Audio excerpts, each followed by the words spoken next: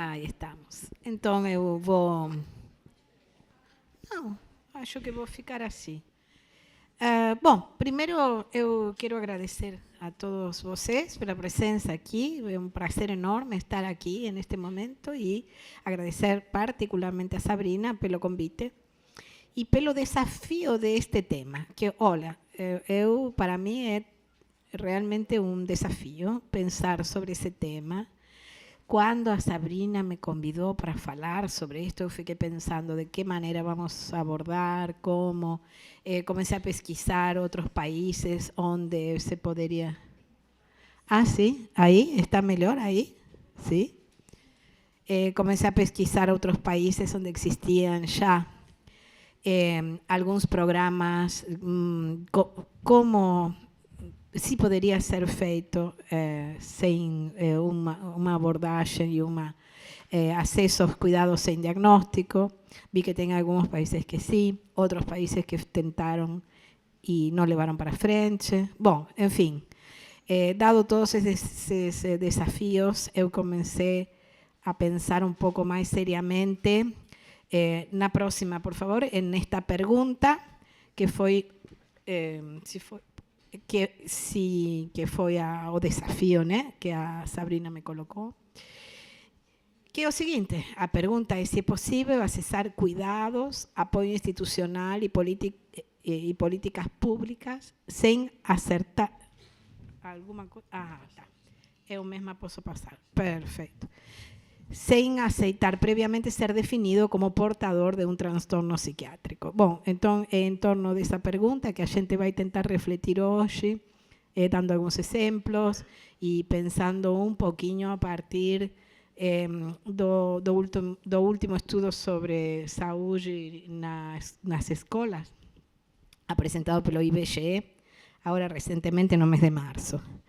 Bom, então, a forma como respondemos a essa pergunta, eu acho que revela muito sobre nossas sociedades, sobre como organizamos o cuidado, sobre como definimos normalidade e como se distribuem os direitos.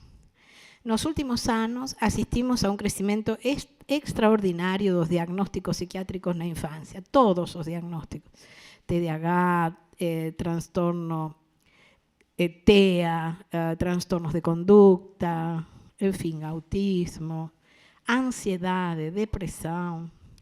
Aí eu trouxe um quadro onde vocês podem observar que entre o ano 2013 e o ano 2023 aumentou o transtorno de ansiedade em crianças a um nível que superou os adultos. Nós hoje temos mais crianças ansiosas e deprimidas do que adultos deprimidos e ansiosos.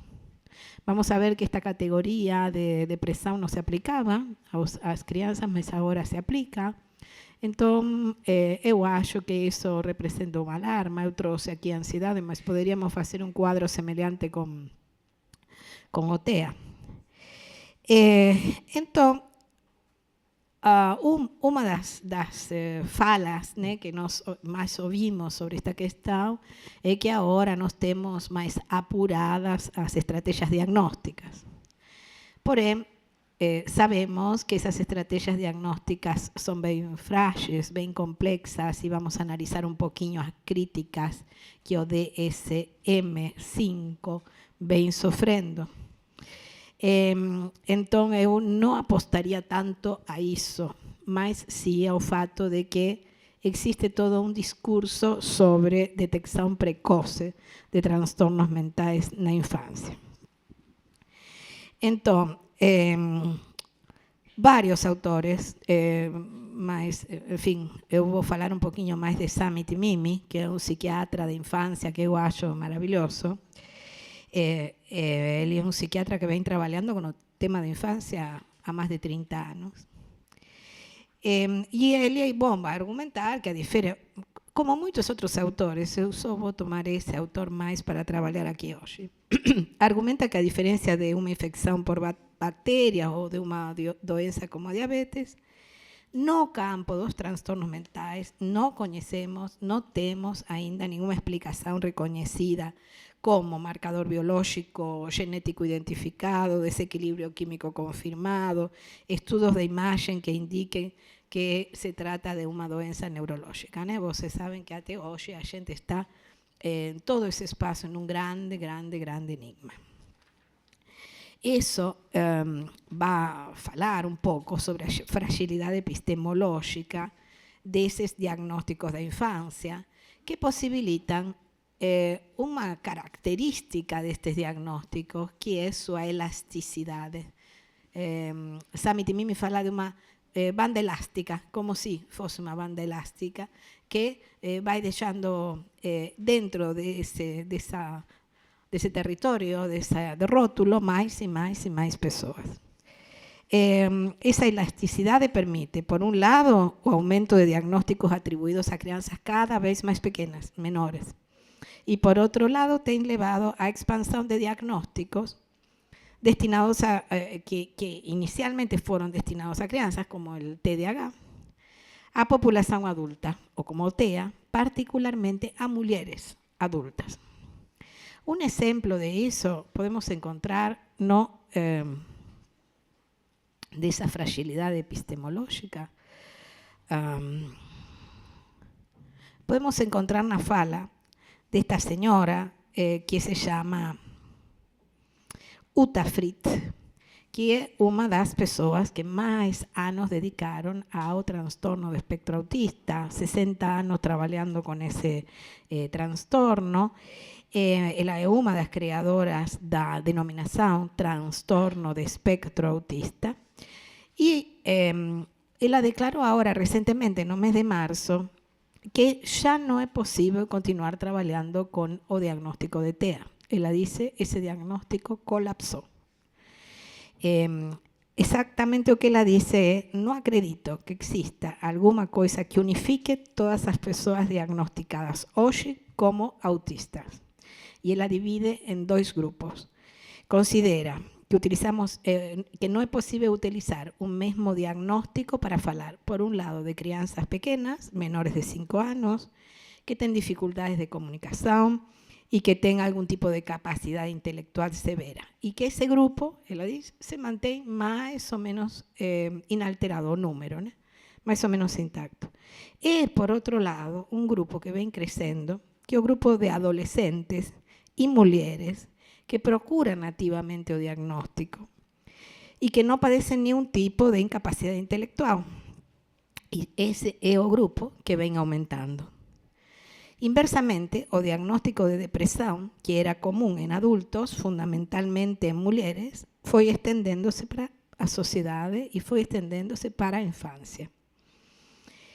Inclusive crianças de 2 e 3 anos de idade. Muitas das quais hoje recebem inibidores selectivos de recaptação de serotonina, que logo depois veremos um pouquinho as dificuldades desse tipo de medicamentos. Bom, hoje nós podemos falar do que Bridgman denomina uma cultura do diagnóstico. Nessa cultura do diagnóstico, a linguagem médica se apropriou de nossa subjetividade, do discurso sobre a subjetividade, a tal ponto que hoje podemos ver crianças pequenas utilizando enunciados médicos para nomear sentimentos como medo, tristeza, fatiga, cansanço. Hoje, pais e crianças acostumam a pensar as emoções a partir de marcas ou rótulos psiquiátricos e podemos escutar a crianças definir seus estados de ânimo como tenho depressão, tenho ansiedade, sou TDAH. O certo é que no ano, entre os anos 2013 e 2023, a incidência dos diagnósticos psiquiátricos, fundamentalmente os transtornos de humor, superaram os adultos, como já falei antes. Esse aumento, longe de levar a questionar os limites e as dificuldades do modelo hegemônico, ajuda a propagar um discurso sobre a necessidade de ampliar os casos. Sabemos que a referencia universal para referirse a estos diagnósticos es o DSM-5, hoy o DSM-5-TR,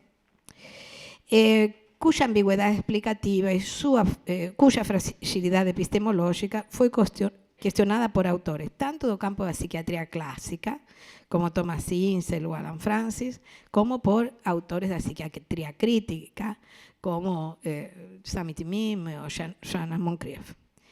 Todos eles mostran que a obsessão pela detecção precoce centrada no discurso do risco, como facendo parte do ciclo evolutivo de crianças e adolescentes, é um beco sem saída.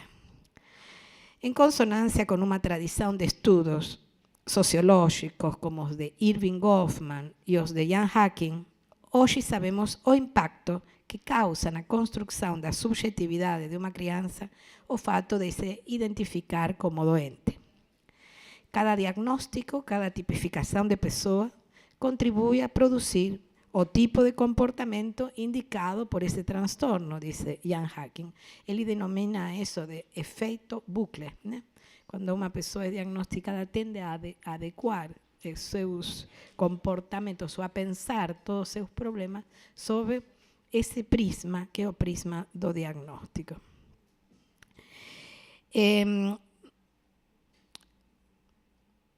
Dessa maneira, todos os problemas pasan a ser vistos como derivados do diagnóstico e não como adversidades que debemos tentar enfrentar e mudar em nossas vidas. E isso pode ser reconstruído quando analisamos os relatos dos expertos por experiência. Mônica vai falar um pouquinho sobre isso, mas a gente pode pensar em inúmeros relatos que hoje contamos de expertos por experiência e sobrevivientes da psiquiatria que relatan como suas carreiras psiquiátricas, muitas delas começaram na infância, com um diagnóstico. Um caso que eu trabalhei mais de perto é Laura Delano, que eu tenho mais contato com ela, que ela tem feito belíssimos trabalhos mostrando o impacto do diagnóstico na construção da subjetividade das pessoas diagnosticadas. Eles mostram como verdadeiras carreiras psiquiátricas que perduraram ao longo de toda a vida se iniciaram com a indicação de um diagnóstico na infância para superar um problema relativamente banal. No caso de Laura, problemas na competição esportiva.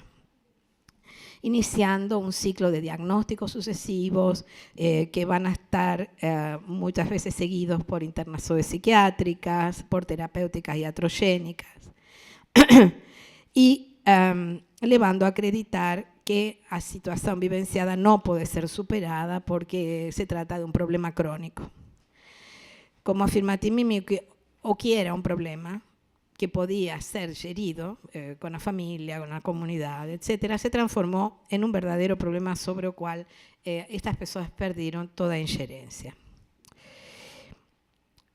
Sabemos, por exemplo, também os expertos por experiência nos ajudam a identificar a ineficácia a longo prazo de muitas terapêuticas psicofarmacológicas, por exemplo, os antipsicóticos, pelos efeitos adversos que provocam, dos quais eles relatam, por exemplo, embotamento afetivo e outros, neutralidade emocional, sedação.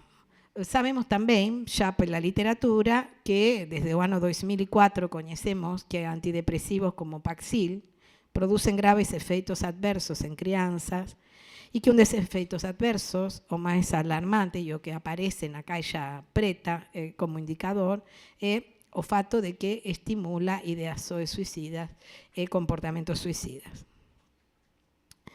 Considerando então que as causas biológicas, neurológicas ou genéticas dessas patologias não foram definidas, aí eu falei um pouquinho de Ian Hacking.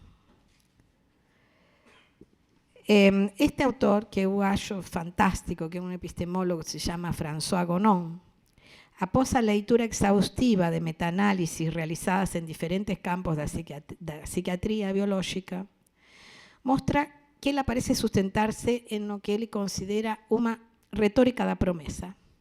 Essa retórica aparece em três campos. A promessa de identificar marcadores genéticos ou epigenéticos, que ainda não foi concretizada. A hipótese de desequilíbrio neuroquímico, hoje questionada. E a suposta efetividade de anticipação de riscos que leva a identificar precocemente sintomas e a definir cada vez mais cedo os diagnósticos. una promesa que, otra vez me refiero a los expertos por experiencia, se desvanece cuando observamos esas historias relatadas por los expertos por experiencia. Mesmo así, a pesquisa psicofarmacológica permanece centrada no modelo simplificado de desequilibrios neuroquímicos, ignorando que los sufrimientos psíquicos tienen causas complexas. A pesar do dito até aquí, como afirma Brigman en seu libro sobre cultura do diagnóstico, esa cultura foi transformándose na maneira privilegiada de interpretar todos os sofrimentos cotidianos. Uma cultura que tem levado tanto a adultos e a crianças a adotar ativamente a linguagem diagnóstica para compreender suas vidas e suas identidades. Porém, o custo pode ser elevado. Drogas psiquiátricas afectan cérebros en desenvolvimento, diagnósticos construyen subjetividades isoladas, individualizando problemas sociais. Nesse contexto, normalizamos propostas que reforzan o isolamento, como a recente aprobação da plataforma e-Saúde Mental no SUS, que está en desenvolvimento pelo grupo CISM, recibiendo un financiamiento millonario de fondos públicos. Esa plataforma fue presentada como una estrategia digital para ampliar diagnósticos precoces y reducir las incapacidades, o que certamente levará a aumentar ainda más los diagnósticos en la infancia y a despolitizar los sufrimientos, reforzando a individuación y a cerebralización de los conflictos sociales. Entonces, acredito que debemos ficar atentos à simplificação operada pelos testes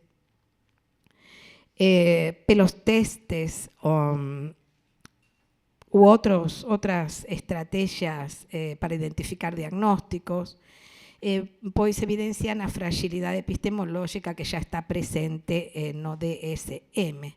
En lugar de ser interpretados como experiencias situados en contextos familiares o escolares específicos, se definen como expresores de trastornos neurobiológicos individuales.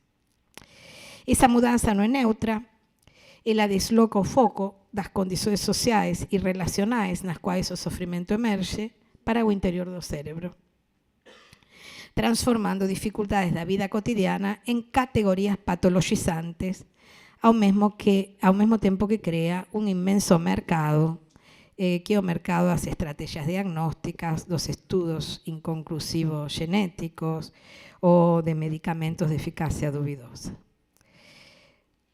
Como observa Sami Timimi, a expansão de diagnósticos psiquiátricos tem menos a ver con a descoberta de nuevas doenças e muito a ver con a mudança das narrativas culturais sobre sofrimentos e comportamentos. En otras palabras, lo que se trata es de una mudanza de estrategia institucional a través de las cuales interpretamos nuestros problemas y nuestras dificultades. En ese marco, perpasado por estas dificultades epistemológicas que mencioné hasta aquí, vemos que los diagnósticos se transformaron también en dispositivos de acceso a derecho. Hoy, o diagnóstico que abre a porta para apoyos escolares, o diagnóstico o que abre a porta para apoyos escolares, beneficios sociales, adaptaciones pedagógicas. De modo que, para recibir o cuidado y a protección social, muchas familias están obligadas a aceitar que sus filhos sean clasificados como portadoras de un diagnóstico y muchas veces procuran por eso las propias familias. Esa dinámica crea o que podemos llamar de una armadilha institucional. Por un lado, el diagnóstico ofrece una forma de legitimar o sufrimiento y garantir o acceso a recursos escasos, mas por otro lado, o mismo proceso permite, por otro lado, ese mismo proceso que permite acceder a políticas públicas contribuye a expansión continua de categorías diagnósticas. Timimi llama atención para el fato de que ese proceso produce un círculo que tende a se autoalimentar. Cuando más o acceso a recursos depende de diagnósticos, mayor será la presión institucional para ampliar los criterios diagnósticos. Y cuanto más esas categorías diagnósticas se expanden, mayor será la población que podrá pasar a ser considerada portadora de trastornos. Otro aspecto importante que debemos observar es que a expansão diagnóstica não afecta a todas as crianças do mesmo modo. Frecuentemente são justamente as crianças provenientes de contextos sociais mais vulneráveis as que acabam sendo mais facilmente classificadas como portadoras de transtornos. Problemas relacionados a pobreza, desigualdad educacional y violencia tienden a ser desconsideradas y las dificultades tienden a ser interpretadas como déficits neuroquímicos individuales. Gostaria agora de me referir muito particularmente a este estudo, bem recente, um estudo que acaba de sair, que é o estudo PENSE, Pesquisa Nacional de Saúde do Escolar. Eu acredito que provavelmente em alguma outra mesa vocês já viram, abordaram esta questão do PENSE, mas eu queria que a gente tentasse analisar um pouquinho a partir destas críticas que foram feitas até agora. De acordo a esta pesquisa realizada pelo IBGE, os adolescentes se sentem cada vez mais solitários, desamparados e insatisfeitos com a própria imagem. No capítulo dedicado à saúde mental, aparecem os seguintes indicadores: ter ou não ter amigos próximos, se tem ou não tem, sente que ninguém se preocupa com eles, tristeza, irritabilidade, mau humor, considera que a vida não vale a pena ser vivida, sente preocupação com as coisas do dia a dia, da vida cotidiana. Esses indicadores, para mim, não falam de doenças, nem falam de sintomas. A solidão, a falta de reconhecimento, a insatisfação com a própria imagem, a preocupação com situações cotidianas, são situações adversas presentes na vida de todos nós, tanto adolescentes quanto adultos. Mas os estudantes de 13 a 17 anos ouvidos nesta pesquisa, 30% afirman que se sentem tristes sempre ou na maioria das vezes. A pesquisa desenha um quadro especialmente duro para as meninas. Um terço delas relata-se ter sofrido alguma humilhação dos colegas. Uma de cada 4 já foi assediada sexualmente. 12% afirman ter sido estupradas. No caso dos garotos, os dados indicam que eles têm mais dificuldade para fazer amigos e sofrem mais a solidão. O que vemos são fatos sociais que se agravam com as redes sociais, com o mundo virtual, que estimula o isolamento, a competição, a humilhação pública, a comparação, o cyberbullying. São adolescentes com enormes dificuldades para enfrentar seu dia a dia sem redes de apoio e que parecem não ter redes de apoio. Mas isso nada nos diz de doenças nem de diagnósticos. Não significa que eles têm problemas de saúde mental, mas que o entorno social se apresenta como hostil e como ameaçante. Eles não estão doentes, eles estão sozinhos. Outro dado significativo que eu quero destacar aqui e que não está no capítulo sobre saúde mental, está em um outro capítulo, é o bullying e o cyberbullying. Embora esses não façam parte do mesmo capítulo, sabemos que esses dados se referem a situações que produzem extremos sofrimentos. São dados significativos que se referem à banalização das violências, fonte de malestares, inúmeros malestares. Comparando os dados do ano 2019 a 2024, se percebe uma tendência bastante clara. Aumento de percentual de estudantes que declararam sofrer bullying em Brasil, que subiu de 23% para 27%, quase 28%. Quando a pesquisa faz as perguntas de por quê, coisa que eu também acho eticamente super questionável, né? Porque como ir a perguntar para uma mulher estuprada, por que você foi estuprada? Não, mas tudo bem. Mas quando se perguntam esses motivos de por qué esas crianças fueron objeto de bullying, as respostas aparecen aquí, en esa tabela. Y los motivos elencados, se voy a leer rápidamente, son, en primer lugar, raza, género y clase social. En primer lugar, apariencia de rostro, do cabelo, do corpo. Esos son los principales motivos de ter sufrido bullying que son citados pelos escolares. En segundo lugar, cor o raza, 10%. Revela presencia significativa de bullying y su vinculación con las prácticas de racismo más clásicas y antiguas. O uso de ropas, zapatos, mochilas, material escolar usado pelos estudantes. 10% dan o tom do bullying sufrido en función de diferencias económicas das crianças. Son diferencias sociales. Son marcadores de diferencia social. As meninas, por su parte, se sienten humilladas por provocaciones de colegas, apresentando mayor vulnerabilidad que los meninos, 24% en todas las regiones. Ellas apresentan un porcentual más elevado como víctimas de intimidación sistemática y cyberbullying. Bom, ahora sí, entonces, voy fechando para concluir esta fala. A partir de esos datos tan significativos, vale preguntar, ¿cuántos meninos que sufren racismo, violencia de género, discriminación por clase, que sienten vergüenza, miedo, tristeza y que escolhen isolarse para evitar un maltrato, reciben un diagnóstico psiquiátrico de algún trastorno de humor? ¿Cuántas de esas crianças que reacen a un maltrato de los pares con raiva y agresividad reciben algún diagnóstico de trastorno de comportamiento? ¿Cuántas de esas crianças que perdieron o sono, apetite, que tienen sentimiento de culpa, que son respuestas perfectamente normales perante a agresión recibida, reciben o diagnóstico de TEA o de depresión? Olhar para esos indicadores sin a mirada diagnóstica nos permite pensar en la posibilidad de asumir el desafío de reformar las políticas públicas, ofreciendo apoyo a crianças y a familias sin exigir a mediación de categorías diagnósticas. Timimi, por ejemplo, propone deslocar o eixo das políticas públicas.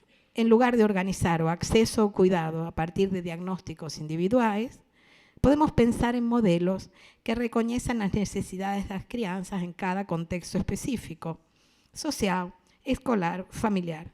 Eso implica fortalecer estrategias comunitarias de cuidado, ampliar recursos educacionales, modificar los espacios das cidades, los espacios urbanos, crear espacios de encontro, estimular espacios de diálogo entre jóvenes, desenvolver formas de apoyo que no necesiten depender de un olhar médico. Entonces, más do que negar a existencia del sufrimiento psíquico, esta perspectiva nos convida a repensar formas institucionales que ayuden a las crianças y a los adolescentes a lidiar con los sufrimientos y las emociones como siendo parte de la vida. Olhar para a criança, como indica a propia Organización Mundial da Saúde, ven indicando desde el año 2021, a partir de una abordaje centrada en la persona y atenta a derechos. Esto es, se trata de crear abordajes verdaderamente interdisciplinares, atentos às dificultades derivadas das desigualdades sociais, do racismo, da misoginia, na produção de sofrimentos psíquicos e malestares, oferecer apoio pedagógico e psicológico a crianças com dificuldades de aprendizagem, oferecer assistência social que garanta benefícios a famílias em vulnerabilidades sem exigir diagnóstico, criar espaços de escuta e cuidado, grupos, oficinas, acompañamientos psicosociales, abierto a todos, sin necesidad de laudo. En fin, pensar o cuidado como un derecho humano básico y no como algo que sería exclusivo para aqueles que presentan diagnósticos psiquiátricos. Bem, é isso. Muitíssimo obrigada.